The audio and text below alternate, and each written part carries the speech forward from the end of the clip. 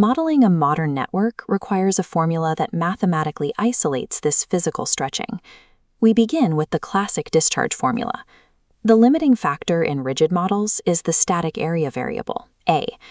The FAVAD framework replaces that static value with a substitution, defining the area as a function of the pressure head. The first component, A sub 0, represents the fixed initial leak area when there is zero pressure in the pipe. The second component, M, is the head area slope. This quantifies the expansion rate of the pipe material as pressure increases. Substituting this dynamic area back into the original formula splits the discharge calculation into two distinct mathematical terms. The first term calculates flow through the fixed area, maintaining the traditional relationship to the square root of the pressure head. The second term accounts for the expansion of the variable area, which is mathematically proportional to the pressure head raised to the power of 1.5.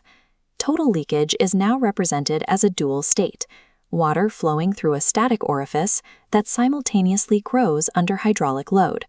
To characterize how a specific system responds to pressure, researchers use a metric called the leakage number. This scatter plot tracks the leakage number against the resulting N1 exponent. The leakage number is the ratio between the variable, stretching portion of the leak and its fixed initial area. When the pipe material does not stretch, the variable area is 0. This locks the leakage exponent at the traditional 0.5.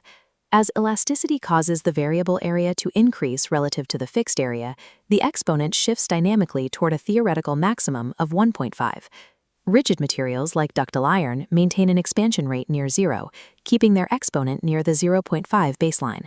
Flexible materials like HDPE undergo significant viscoelastic deformation. Their exponents routinely range between 1.5 and 2.5. These values demonstrate that the N1 exponent must be selected based on the specific material properties of the network infrastructure. The new EPANET 2.3 translates these FAVAD equations into a functional simulation capable of modeling thousands of interacting pipes.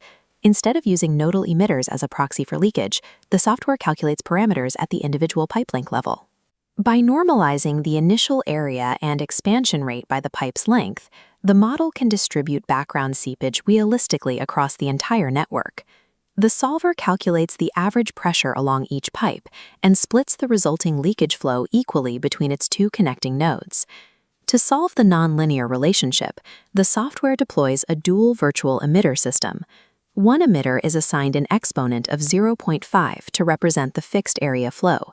Simultaneously, a second virtual emitter is assigned an exponent of 1.5 to calculate the variable area expansion. This dual emitter architecture integrates the nonlinear expansion math directly into the Newton-Raphson solver, calculating variable discharge within the network's existing hydraulic balancing framework. The results of these calculations are aggregated in the flow balance report, which provides a mass balance audit of the entire system. This report distinguishes between intended consumer demand and unintended physical leakage flow. Auditing this balance accurately requires the use of pressure-driven analysis, or PDA. Traditional demand-driven analysis forces a fixed nodal demand regardless of available pressure. In low-pressure scenarios, this can result in mathematically impossible negative pressures. Pressure-driven analysis prevents this by realistically reducing the delivered demand as system pressure drops. Integrating the FAVAD framework with a PDA solver ensures that the reported leakage volumes are tied to the physical state of the network. This integrated approach also addresses scenarios where negative pressures during transient events would mathematically cause simulated leaks to suck water back into the network. EPANET 2.3 resolves this with an emitter backflow safeguard, which drops simulated leakage to 0 once pressure falls below the minimum threshold. For practical calibration, engineers use minimum night flow data to tune the expansion parameters for continuous background leakage.